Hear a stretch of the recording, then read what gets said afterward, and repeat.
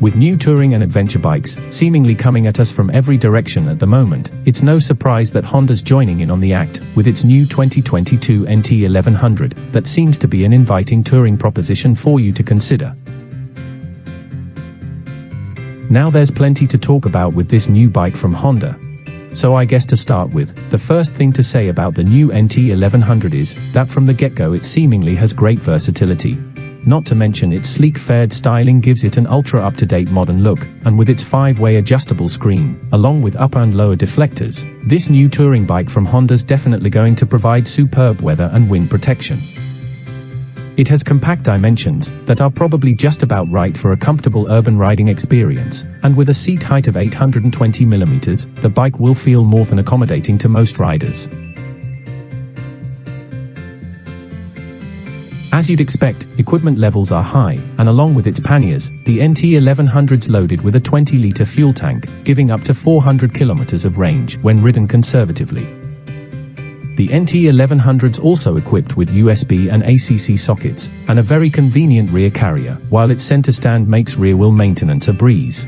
With its brand new and versatile touring design very apparent, the bike of course has an active riding position that offers genuine comfort and ease of use, as well as sports potential when you need it, plus full wind and weather protection from its multi-position large windscreen, not to mention some very welcome heated grips for the winter riders among us, and of course, that all-important cruise control that you need on a touring bike like this come as standard. The NT1100's fitted with a 6-speed dual-clutch transmission with a DTC option that suits any riding style, and is of course fully customizable. You can choose between a manual handlebar shifter that allows you to make instant sport changes, or simply let the bike's DTC system smoothly shift gears for you. When it comes to the engine, it has that more than capable 1084cc parallel twin from its sibling, the Africa Twin, that produces just over 100 horsepower.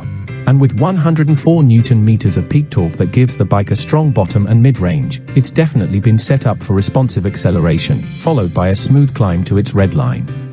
Moving on from the engine, the bike has a lightweight build for its class, and with the whole bike weighing in at around 238 kilograms, it's certainly not an over-heavy proposition, while 150mm of travel to the front and rear suspension should be able to soak up the everyday encounters with the humps and bumps you meet along the way. This is a motorcycle that handles lightly and accurately however you ride it. And while its steel frame's rigidity's been optimized for strength, feel and stability, that along with a 43mm Showa upside-down fork and rear shock team, working on an aluminium swing arm, through a ProLink, return impressive suspension reactions, and a precise cornering experience no matter what conditions you find yourself riding in.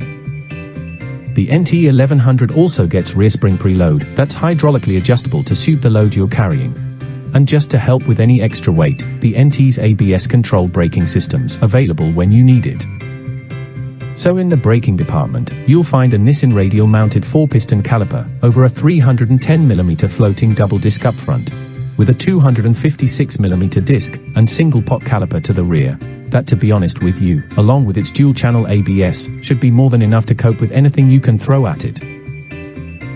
So one of the things we really love about this new bike is it comes in 3 flavors of livery, including pearl glare white, graphite black, and my favorite, being the matte gray metallic.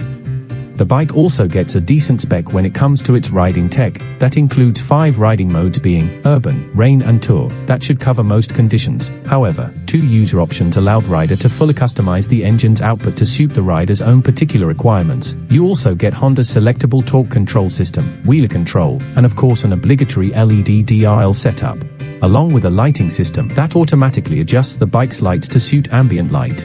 And when traveling over 50 km/h, its self-canceling emergency stop signal indicates a hard stop situation to those behind. So to make sure you can control all of these lovely new gadgets and settings, the bike gets a 6.5-inch multifunction touchscreen dash that features 3 display modes, and of course has smartphone usability, including Apple CarPlay, Android Auto, and Bluetooth functionality. As always, we'd love to hear your take on this new bike from Honda in the comments section below. And for those of you that are enjoying our content, we hope you will consider making a subscription to our YouTube channel. And very much thank you all for watching this review.